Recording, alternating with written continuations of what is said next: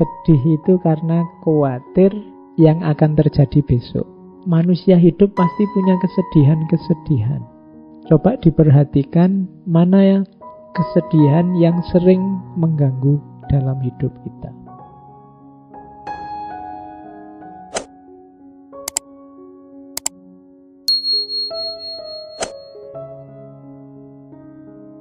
Apa ndak boleh kita beribadah karena ingin dicintai orang? Ndak boleh. Itu namanya riya. Tapi kalau kita ikhlas, dengan saya ikhlas itu ada orang yang suka, Pak. Ada orang yang terus muji. Ada orang yang terus suka. Kalau itu ndak apa-apa. Aku ndak niat riya kok. Tapi kok orang terus suka sendiri, muji sendiri. Loh, kalau itu ndak masalah. Tapi pujian orang jangan jadi tujuan. Makanya tadi agak rumit ini. Kita harus hati-hati. Pujian orang jadi tujuan itu kadang-kadang tidak di awal, tapi di akhir. Begitu tidak ada yang muji, terus semangat kita, oh berarti tujuannya orang.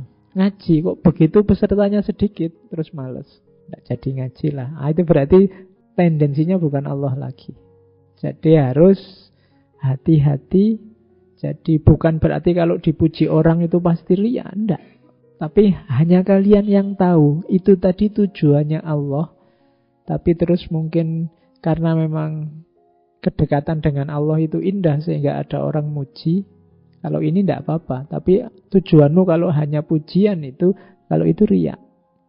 Kemudian yang kedua, ada lagi yang unik.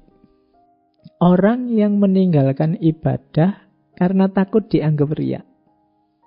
Ini riyanya double katanya Imam Haris Al-Muhasibi. Jadi yang pertama dia dosa kenapa? Meninggalkan ibadah karena prasangka. Kamu kok GR, aku ndak pengen muji kamu kok. Kamu merasa, Pak, saya ndak mau sholat tahajud, malu ada temen. Nanti dipuji aku. Sopo sing mau muji? Jadi dosanya malah double. Kadang-kadang kan kita gitu. Aku biasanya sih puasa Senin Kemis, tapi ini lagi kayak gini banyak temen. Aku malu mau puasa nanti dianggap anak soleh lagi. Itu. Jadi ini dosanya double kalau kayak gitu. Kamu boleh tidak puasa, tapi motifnya jangan karena manusianya. Karena pujiannya. Karena takut dianggap riyaknya. Jadi kekeliruannya dua. Jadi yang pertama meninggalkan ibadah yang jelas bermanfaat hanya karena prasangka. Itu kan tadi prasangka. Kamu takut dianggap riyak. Kamu takut dipuji. Kamu takut dianggap anak soleh. Itu kan manusia. Yang kedua apa? Kamu berburuk sangka. Pada siapa? Pada orang lain. Wah, nanti aku dianggap riak lagi. Lu emangnya temanmu seanu itu. Jadi nganggap orang lain jelek. Jadi hati-hati. Boleh kok meninggalkan hal yang memang bisa ditinggalkan, tapi alasannya jangan manusia. Biasanya saya tahajud, Pak. Tapi sekarang saya tidak tahajud dulu. Kenapa? Capek saya anunya. Misalnya tidak apa-apa. Yang penting alasannya kan bukan karena takut tidak dipuji orang. Atau takut dianggap pamer. Kalau ada takut di situ, ya dosamu double. Karena sudah capek-capek merasa kamu baik karena takut dianggap riak, tapi malah dosa. Pokoknya motifnya jangan manusia. Ketika motifnya manusia, apakah itu menjalankan atau meninggalkan, kategorinya riya. Itu teorinya Imam Haris Al-Muhasibi. Terus dalam dunia tasawuf banyak sekali lintasan-lintasan batin, lintasan pikiran yang kita harus hati-hati. Saya tadi bilang, kepala kita ini kan rame terus. Hati kita juga rame terus. Bisikan itu macam-macam bating seliwer. Mampir selalu, kadang kita tidak sadar, kadang kita sadar. Katanya Haris Al-Muhasibi, hati-hati. Kalau ada bisikan harus kita deteksi itu suaranya nafsu, suaranya setan, atau dari Allah. Jangan dicampur-campur. Kalau nafsu itu biasanya sifatnya godaan. Kalau setan biasanya sifatnya tipuan. Ya kalau dari Allah biasanya hidayah, petunjuk ke arah kebaikan. Jadi nafsu itu biasanya isinya godaan untuk pemenuhan hasrat, keinginan. Ini tidak selalu salah, penuhi saja di jalur yang benar, yang halal, dan secukupnya. Makan misalnya harus dipenuhi, tapi secukupnya saja, jangan berlebihan. Minum juga begitu, termasuk hasrat seksual. Penuhi di jalur yang benar, yang halal, dan secukupnya saja, jangan boros. Karena hal-hal yang sifatnya nafsu ini biasanya kekurangan atau kelebihan itu nanti sifatnya merusak. Makan tidak terpenuhi itu merusak. Kebanyakan makan juga merusak. Makanya ilmu tata nafsu dari para ulama akhlak seperti Ibnu Miskawah itu diberi patokan, rumusnya adalah jalan tengah. Tidak penakut, tidak nekat, tapi berani, jalan tengah. Karena memang bisikannya nafsu itu. Biasanya menggoda kita untuk memenuhi. Pak, saya kan normal, Pak, makanya saya... Iya, normal sih normal, tapi penuhi di jalurnya yang benar. Karena begitu kita melenceng jalur, kita akan merasakan sengsaranya. Yang kedua, setan. Kalau setan ini tipuan. Cirinya tipuan itu barang jelek yang kelihatannya baik. Ditampakkan atau dibisikkan ke kita bahwa itu baik, itu normal, itu tidak masalah. Itu suara-suara semacam ini sumbernya dari setan. Tidak apa-apa, itu pacar-pacarmu sendiri. Kalian kan sudah saling cinta. Kan sudah janji sehidup semati. Tidak apa-apa sudah. Masa berapa tahun dapatnya cuma kirim salam sama titip WA misalnya. Ya nyarilah untung dikit-dikit misalnya. Itu bisikannya setan. Tidak apa-apa, kamu itu manusia yang normal kok. Kan lawan jenis toh berarti normal, tidak apa-apa. Lebih bahaya kalau sesama jenis. Nah, kalimat-kalimat kayak gini kalimat tipuan. Kalau ada temanmu kok menasehati begitu, berarti dia jenisnya. Iya. Jadi dia mencarikan dasar bahwa yang salah itu sebenarnya benar. Tidak apa-apa, nyontek aja. Kalau tidak nyontek, kamu nanti tidak lulus loh. Dosennya kejem itu, killer itu. Kalau tidak nyontek, kamu tidak lulus-lulus. Kalau kamu nyontek kan nanti nilaimu bagus. Birrul walidain itu. Orang tuamu senang, lu membahagiakan orang tua itu pahalanya besar loh. Yang kayak gini-gini jenisnya setan. Jadi hati-hati. Yang jelek-jelek ditampilkan sebagai baik. Perhatikan dan ikuti saja dengan serius lamhat bisikan-bisikan dari Tuhan. Itu di antara jalan komunikasi kita dengan Allah itu antara lain pengetahuan ilhamiah, hidayah kalau bahasa kita sering hari ini. Jadi ada kalimat selanjutnya, bisikan Tuhan itu sejalan dengan akal sehat, bisikan setan itu sejalan dengan hawa nafsu.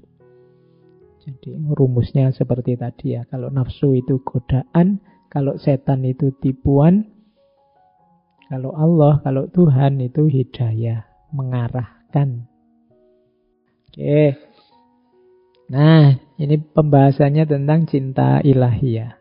Kalau tentang cinta ilahiyah, cinta pada Allah itu ada 3 lapisan. Lapisan pertama adalah mencintainya karena segala karunia dan nikmatnya. Ini juga jenisnya cinta, tapi cinta level pertama. Kamu dapat nikmat, kamu dapat karunia, kemudian kamu berterima kasih. Jadi cinta yang karena terima kasih. Belum sejati, tapi juga sudah termasuk jenisnya cinta. Yang kedua, cinta karena melaksanakan perintah dan menjauhi larangan. Kalau ini cinta karena kewajiban. Wah, saya harus cinta ini sama Allah karena Allah Tuhanku, Allah adalah segalanya. Ini kewajiban. Kalau di waktu kita ngomong tentang mahabbah itu jenis cinta yang sebenarnya kekurangan passion. Jadi belum ada rasanya, tapi juga jenis cinta. Jenis cinta level 2. Ada jenis cinta level 3, yaitu cinta karena memang Allah lah yang berhak dicintai. Jadi bukan karena apa-apa, ya karena Allahnya. Karena engkau. Ini persis seperti syairnya Robi'ah Adawiyah. Jadi aku mencintaimu tidak karena apa-apa, karena engkau saja. Kalau yang kedua karena kewajiban. Saya muslim yang baik, ya memang kewajibanku untuk melaksanakan perintahnya dan mencintainya. Kalau yang pertama ini kayak terima kasih. Oh, ini boleh kamu pakai teorinya untuk dalam hidup kita sehari-hari. Kadang-kadang kita susah membedakan antara terima kasih dan cinta. Wah, jasamu sangat banyak ini, tidak mungkin aku tidak cinta padamu. Sudah terlanjur ditraktir, sudah terlanjur antar jemput, sudah terlanjur. Itu mungkin rasa terima kasih, sebenarnya bukan cinta. Atau kewajiban. Wah, kita sudah terlanjur tunangan ini, sudah terlanjur menikah ini. Mau nggak mau harus cinta kan? Itu kewajiban. Tidak ada passionnya, hanya kewajiban saja. Ada yang ketiga karena memang engkau. Bukan alasan macam-macam, ya hanya engkau saja.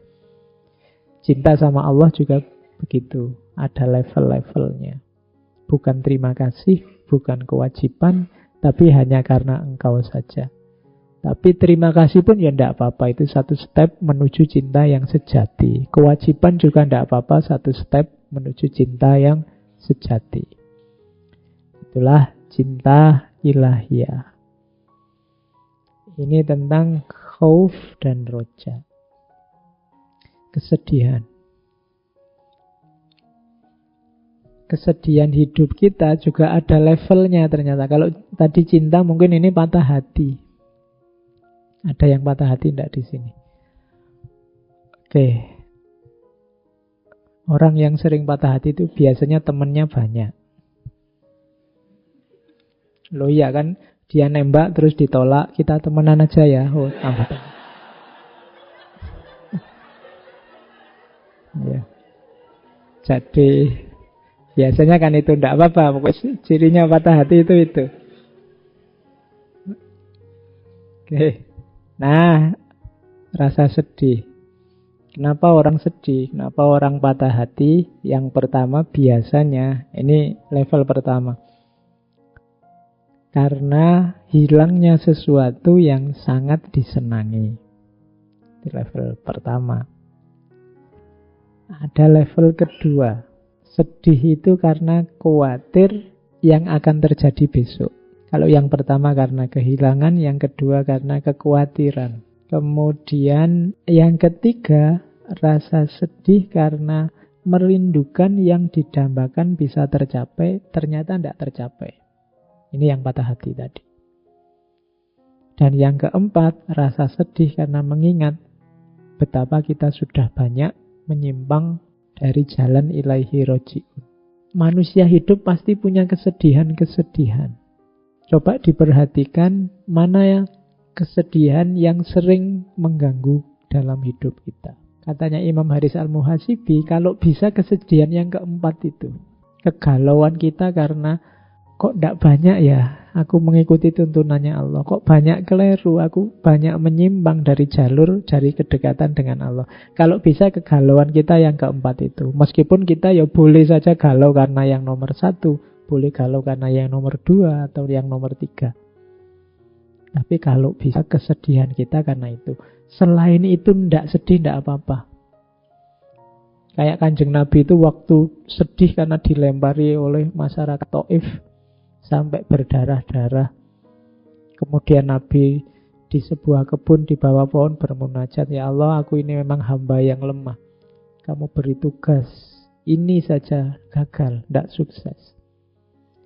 Tapi aku tidak masalah dilempari batu, aku tidak masalah disakiti. Asal engkau tidak marah. In lam takun ghadbana alayya fala ubali.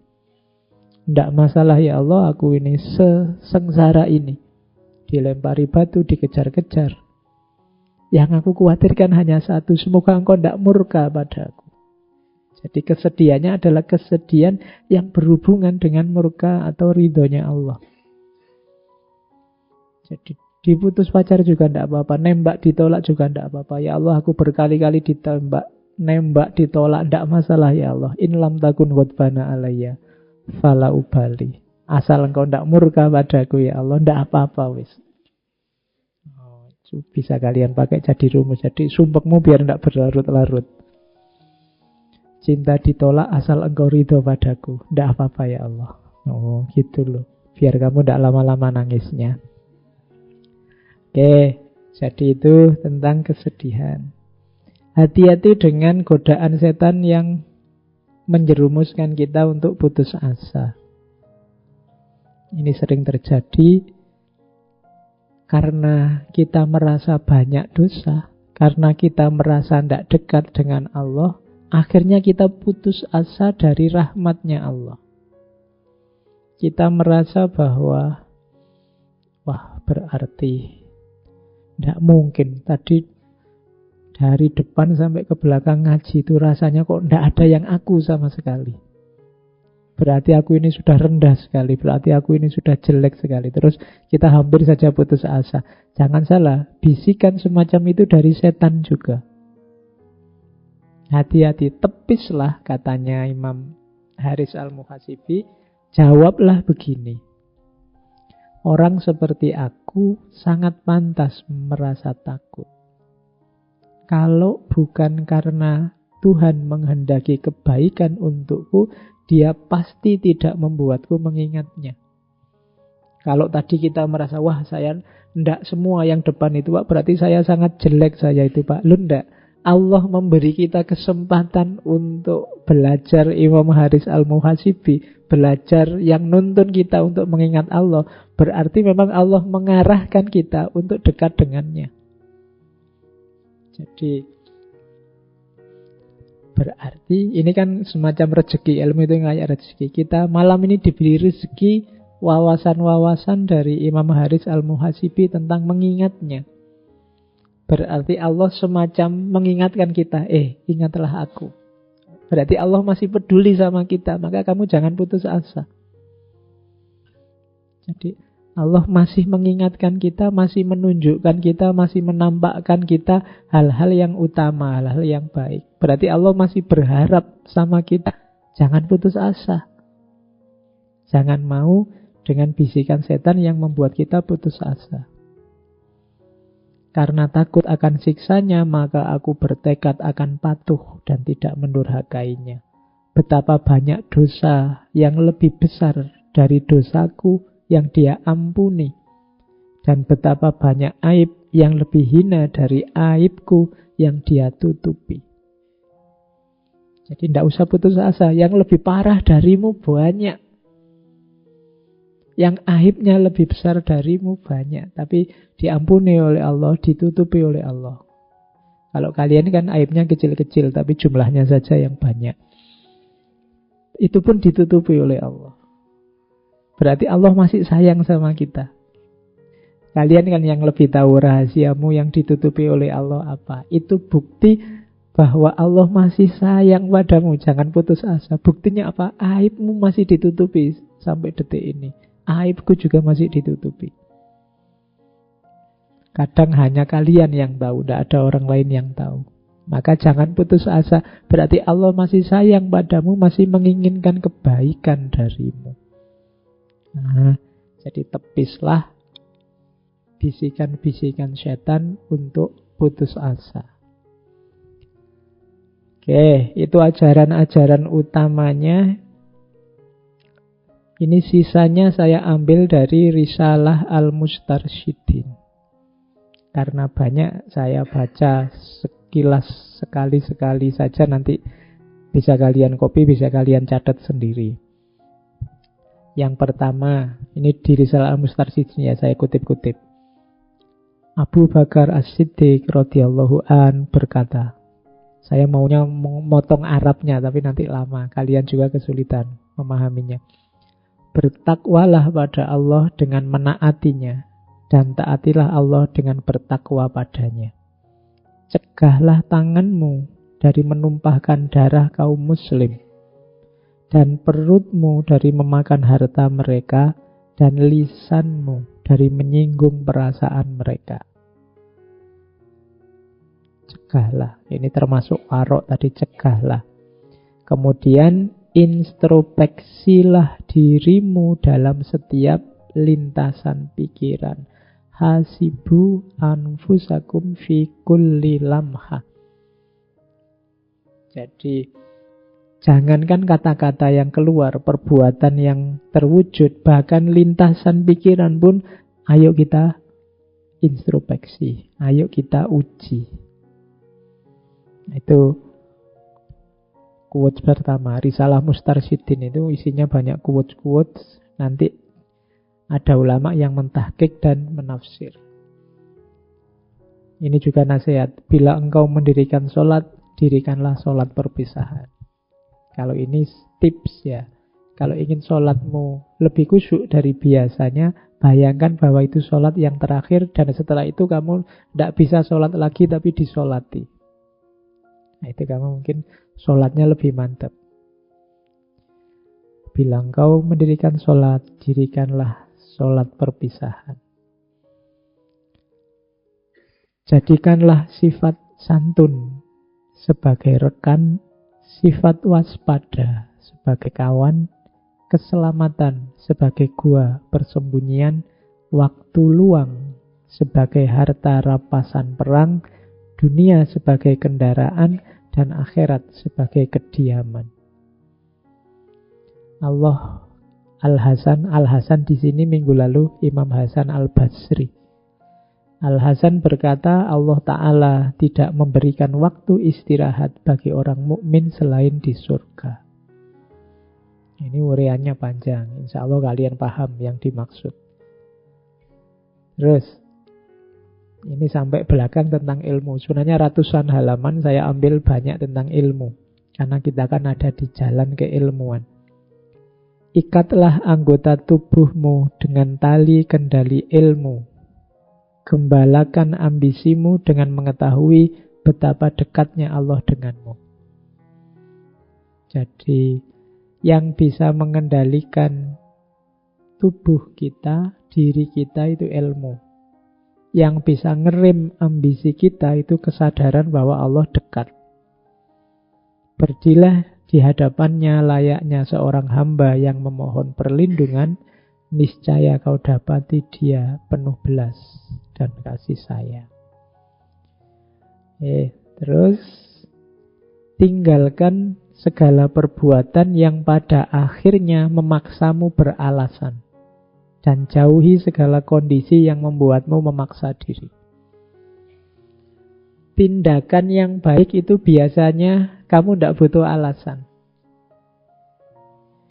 Jawabannya ya di perbuatan itu sendiri. Sholat, puasa, menyantuni anak yatim, kerja sama dalam kebaikan, itu perbuatan-perbuatan yang tidak butuh alasan.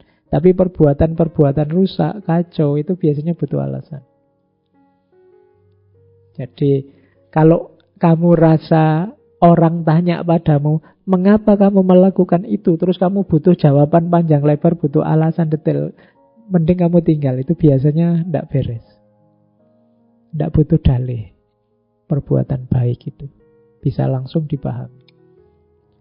Kemudian segala ilmu yang tidak mengandung 3 hal hanya menambah bukti yang memberatkan si pemilik ilmu. Ketiga hal itu adalah, ini diperhatikan, buahnya ilmu harus 3 ini, katanya Imam Haris Al-Muhasibi. Membuatmu berhenti menyakiti orang lain. Dengan cara menghentikan kesukaan. Maksudnya, hasilnya ilmumu itu harus menggembirakan, harus kemanfaatan bagi orang lain, bukan menyakiti. Jadi, keluar hasilnya adalah manfaat. Kalau ke dalam apa? Amal yang diiringi rasa takut pada Allah. Jadi setiap nambah ilmu, semakin dekat kamu sama Allah, semakin takut sama Allah. Itu berarti ilmumu manfaat. Yang ketiga, berbuat adil. Semakin tambah ilmu, semakin kau adil dan kasih sayang sama orang. Kok ilmunya nambah, semakin keras, semakin kaku, semakin tidak toleran, semakin tidak kasih sayang. Ada yang keliru dengan konstruksi keilmuan kita. Ketahuilah bahwa tidak ada perhiasan yang lebih indah dipakai daripada akal, dan tidak ada pakaian yang lebih indah dikenakan daripada ilmu. Perbarui tobatmu setiap waktu, bagilah umurmu dalam 3 waktu. 1 waktu untuk menuntut ilmu, 1 waktu untuk beramal, 1 waktu untuk memenuhi hak jiwa dan keperluanmu. Nah, itu nasihat juga. Ciri orang yang berhasil mencapai makrifat adalah dia memahami bahwa ilmu semakin bertambah dengan kehati-hatian, dan ilmu semakin banyak dengan keteladanan, karena semakin ilmunya tambah, semakin tambah rasa takutnya. Semakin amalnya tambah, semakin tambah kerendahan hatinya. Ini silahkan kalian syarah sendiri untuk konteks hidupmu. Ciri-ciri orang berilmu. Jika dia melihat, dia mengambil pelajaran. Jika dia diam, berarti dia berpikir. Jika dia bicara, berarti dia berzikir. Jika tidak diberi, dia bersabar. Jika diberi, dia bersyukur. Jika tertimpa musibah, dia mengucap innalillah. Jika dikatai bodoh, dia tidak marah. Jika mengetahui, dia rendah hati. Jika mengajar, dia berlaku lembut. Dan jika diminta, dia memberi. Inilah ciri ulama. Kalian kalau milih-milih ustadz, milih ulama hari ini, coba cek ciri-cirinya. Dia orang berilmu yang sejati apa tidak? Cirinya itu. Oke. Terus, orang bodoh mengira orang berilmu itu pendiam atau gagap. Padahal hikmahnya lah yang membuatnya diam. Orang dungu mengira orang berilmu itu cerewet. Padahal nasihat demi Allah lah yang membuatnya bicara. Orang bodoh juga mengira orang berilmu itu hartawan. Padahal sikap menjaga kehormatan lah yang membuatnya tampak kaya. Jadi orang berilmu itu biasanya ada karakter namanya iffah. Iffah itu menjaga kehormatan. Meskipun tidak kaya, dia tidak akan minta-minta. Dia tidak akan serakah, tidak akan berhasrat pada dunia, pada pengumpulan harta. Maka sikap orang berilmu itu selalu sikapnya orang kaya. Dia tidak pernah mengeluh dengan kepemilikannya. Orang bodoh pun mengira orang berilmu itu miskin. Padahal kerendahan hatinya lah yang membuatnya tampak hina. Oke, ini anggapannya orang yang tidak ngerti tentang orang yang berilmu. Terus, akuilah bahwa Allah senantiasa berbuat baik kepadamu, mesti engkau melanggar perintahnya. Dia tidak marah terhadapmu, mesti engkau tidak mengingatnya. Dia menutupi aibmu, meski rasa malumu sangat kecil terhadapnya. Dan dia tidak membutuhkanmu sebenarnya, meskipun engkau sangat membutuhkannya. Ketahuilah bahwa terik matahari tiada guna bagi orang buta. Begitu juga yang menerima cahaya ilmu hanyalah orang yang bertakwa. Obat tidak berguna bagi orang mati. Begitu juga etika tidak bermanfaat bagi tukang berdalih, orang yang suka cari alasan. Hujan deras tidak berguna bagi bebatuan keras, begitu pula hikmah tidak akan berbuah di hati para pecinta dunia. Terakhir, ini cerita tentang sebelum Imam Haris Al-Muhasibi meninggal, beberapa menit sebelumnya beliau berbisik pada Ja'far bin Abi Saur, salah seorang sahabatnya yang saat itu duduk di sebelah beliau. Terus katanya Imam Haris, jika aku melihat sesuatu yang aku sukai, maka aku akan tersenyum kepadamu. Dan jika aku melihat sesuatu yang tidak aku sukai, kamu pasti akan melihat perubahan di mukaku. Kemudian akhirnya Ja'far berkata, Al-Muhasibi tersenyum sebelum meninggal dunia. Berarti beliau melihat sesuatu yang disukai.